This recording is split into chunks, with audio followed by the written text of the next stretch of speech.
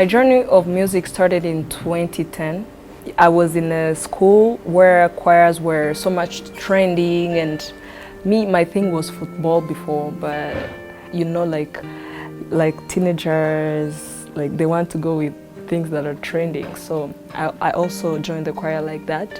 I didn't even know that I was a singer, and then everybody was telling me, wow, you have a nice voice, you have a nice voice. That's how I started like thinking that maybe I will be a musician in the future. One of the songs that made them think that I'm a good singer is a song from Gabi Kamanzi. She has been my idol since then. It's called Amahoro. It says, Amahoro, n'ibyishimo, umunezero, bihora biri mu mutima wanjye. Iyo ngutabasha uraza ukanyegera, iyo nihebye uraza ukampumuriza, ubu nguwe neza kubw'ibyo wakoze. Yeah. So we were singing just like at home, and then we recorded ourselves on a laptop, just as simple as recording. And then when I heard myself, I was like, this is not me. Wait, do I have this voice? So since then is when I started thinking that maybe I'm a good singer and I can even improve and improve and improve. I started doing live music where I was imitating other people's songs. Like I started from this song everybody knows about me that's called I Will Always Love You from Whitney Houston. If I should stay, I will only be in your way.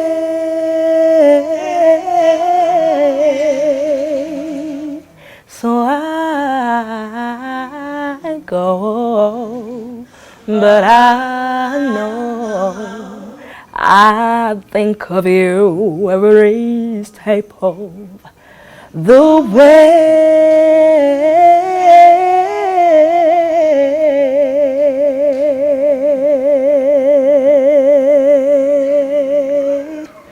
And I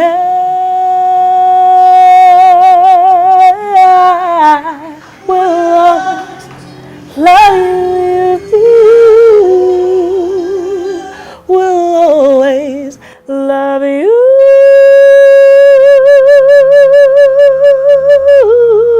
I will always love you.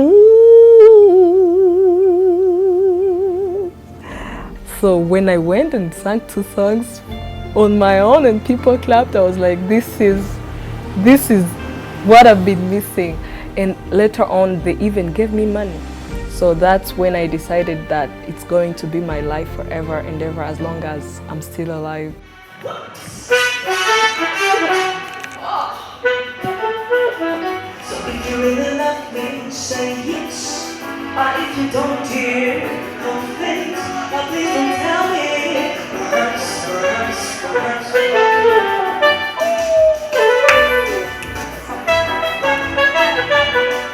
My brother was a friend to Hope Irakoze, who won the Tasker Project Fame. So he connected me to him, and then he put me in his band. So I used to go after him everywhere he went to perform, and people got to know me like that. And I even got to meet very many artists from there who wanted me to help them in the backing up of their songs in the studios. I had started making some money from live music, and I was studying at Aquila Institute. I was like, am I going to be able to do my own music? I was like, let me try it out. But I didn't know it involves a lot of things like promotion, like video shooting, like interviews. Me, I thought it's just doing a song and putting it on YouTube, and it becomes a hit. So I tried it. I did my first song. It's called Witinda.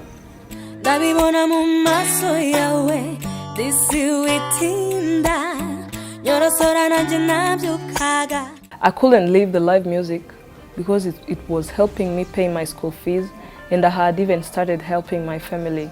I weighed the things. I was like, no, if this song didn't become a hit, it means that I didn't give it my best. So I have to leave doing my songs. I keep on doing live music and studying until when I finish studying, and then I come into music for good. I remember I released another song in 2017 when I was in my holidays. It's called Nahakobisa.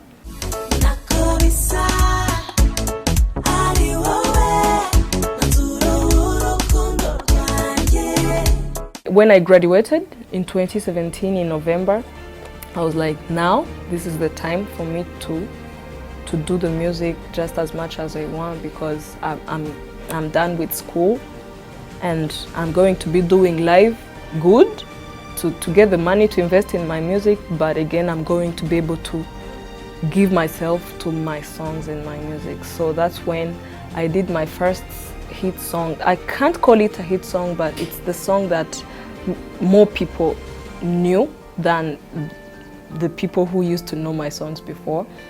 And the song is called Naremewe Wowe.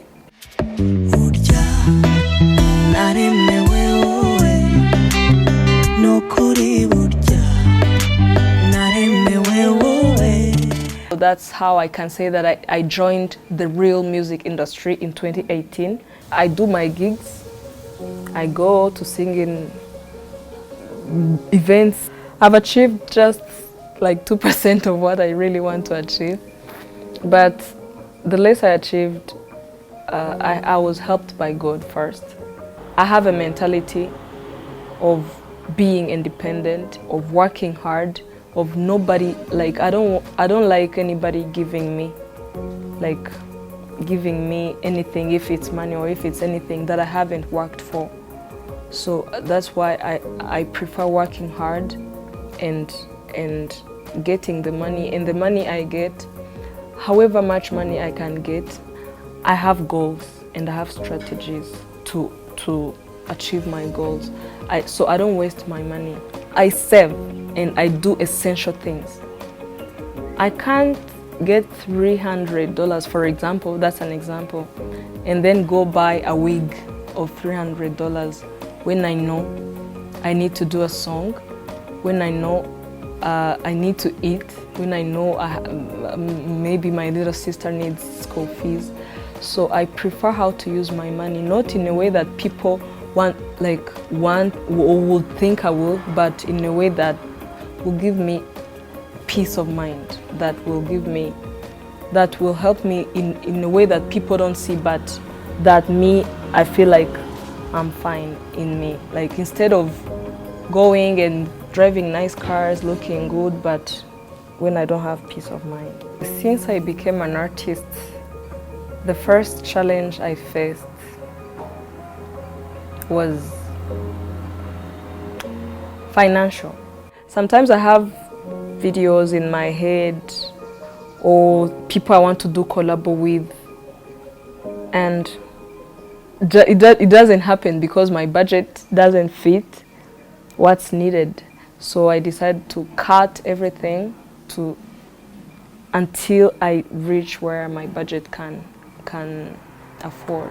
Yes, I know one time it will be like I will picture something and I will be able to do it right away. I just want to become a very good musician, a good singer to a very big level, and a good pianist.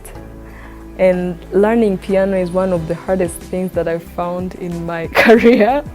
Even though I like playing for myself, but learning is one of the hardest things, first of all, because it requires me, it brings me back to high school where I was studying mathematics. You have to calculate, blah, blah, blah, and then you have to cut your nails. You have to focus, like you have to think only of the piano, nothing else. So it challenges me a lot, making sure you are disciplined. So those are the things that challenge me. But I think the reason why they challenge me is because I'm still on the starting level of them. But the more I will keep on practicing, I think I will be better. My journey in the Voice Afrique started in 2019 when I received a call from someone telling me that there is a competition. I was like, this is too big for me. So later on in September, I received a call on WhatsApp telling me that I've been selected amongst the Rwandese who will represent Rwanda in the Voice Afrique Francophone in South Africa. So we teamed up as six Rwandese who were going to go there. We started looking, like we went to the government, the Ministry of Youth, the Ministry of Culture, it went like that. So we finally got the visas. There were very many issues in that before we went. And another thing, actually, I would like to apologize to all my fans and friends. I didn't say anything because it's one of the rules of the game. If you say anything before, you get disqualified. And I'm sure you wouldn't like me being disqualified. I just had to follow the rules. So how it went for selection, you know, I told you, like everybody sent, just like I did, send the videos and they selected. So I think, I'm not very sure, but I think we were 100 people. Yeah, every country had 6 contestants, just as Rwanda.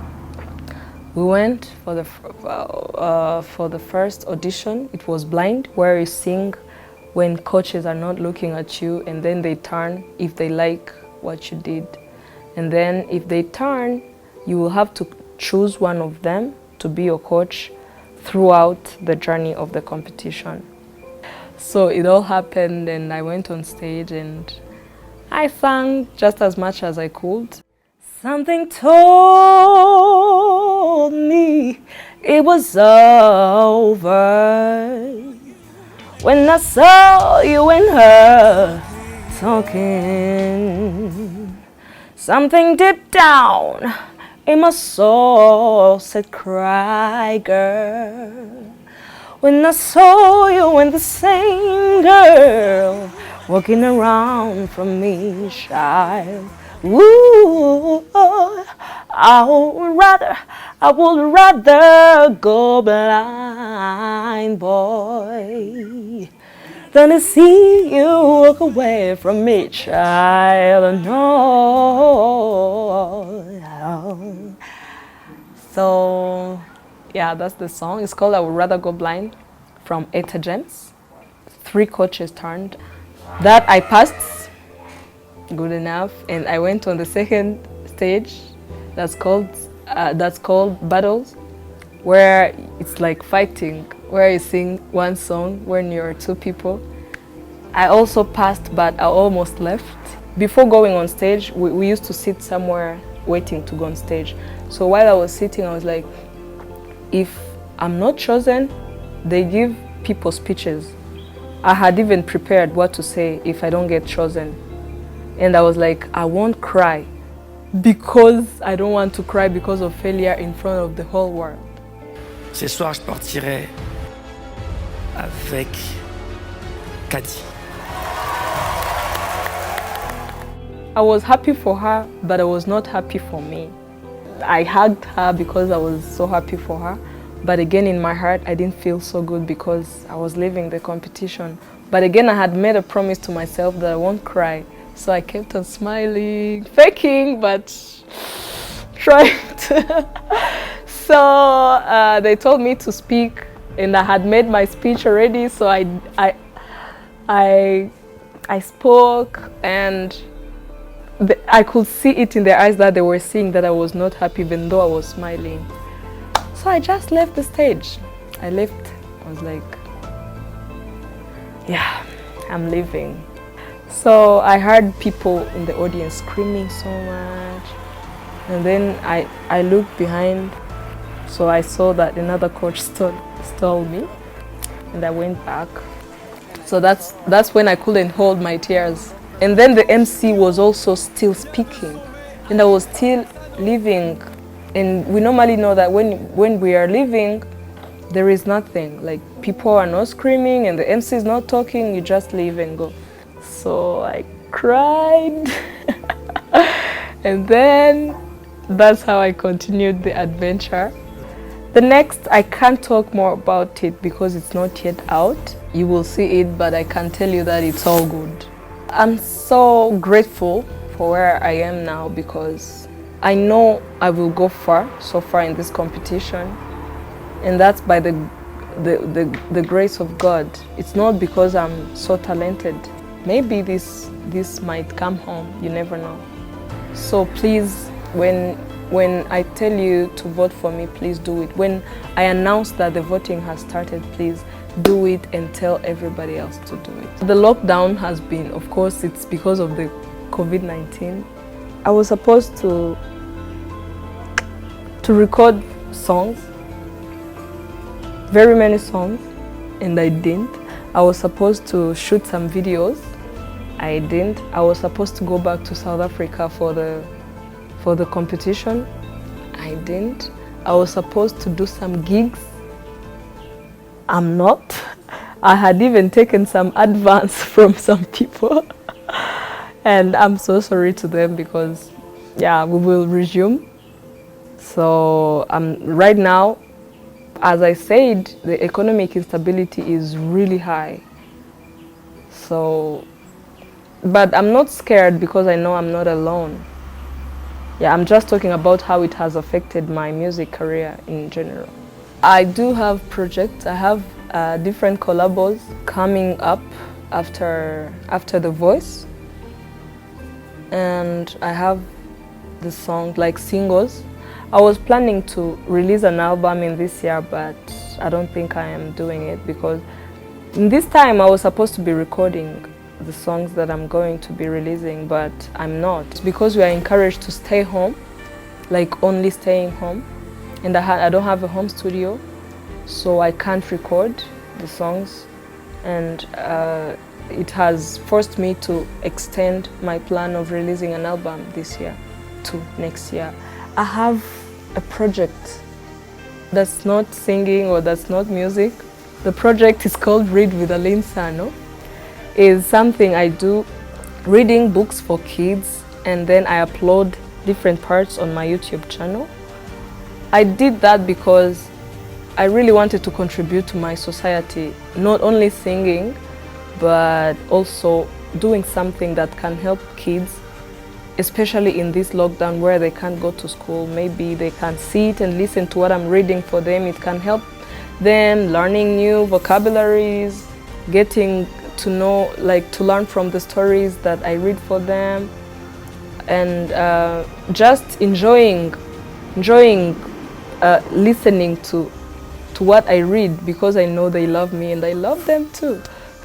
During this time, this most difficult time of our life that we are in, I would like to thank from the bottom of my heart everybody who is doing their best to make sure things stay at least in a better way. I thank doctors, I thank people who cook, like in restaurants, I thank people who cultivate. I would also like to thank everyone who accepted to stay at home because it's necessary. Like, you know, staying at home is saving lives. So thank you too for staying at home this whole time. I know it's not easy. Thank you so much.